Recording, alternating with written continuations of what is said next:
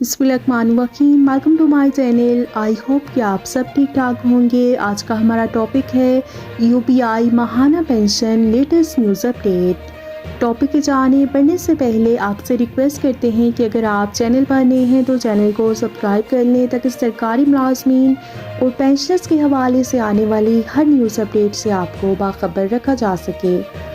तो बढ़ते हैं आज के टॉपिक के जानिब। यूपीआई माहाना पेंशन के हवाले से अहम 3 न्यूज़ अपडेट आपके साथ शेयर करते हैं। यूपीआई पेंशन की तरसील के हवाले से ज़राए का क्या कहना है, आपके साथ शेयर करते हैं। यूपीआई माह दिसंबर 2023 की पेंशन के लिए 4 अरब 695 करोड़ रुपए से ज़ायद मालियत की खतीर रकम जारी कर दी गई है।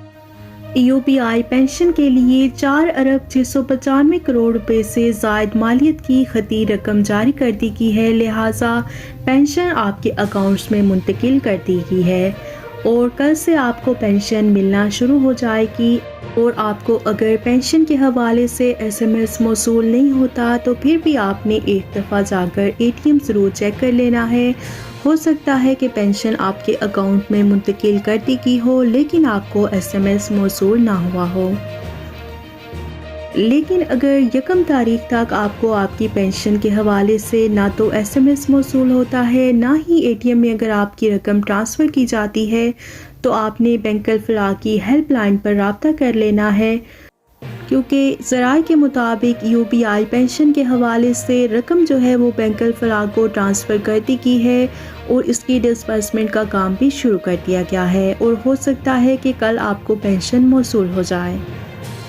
तो ये थी यूपीआई माहाना पेंशन के हवाले से लेटेस्ट न्यूज़ अपडेट जो कि आपके साथ शेयर की गई।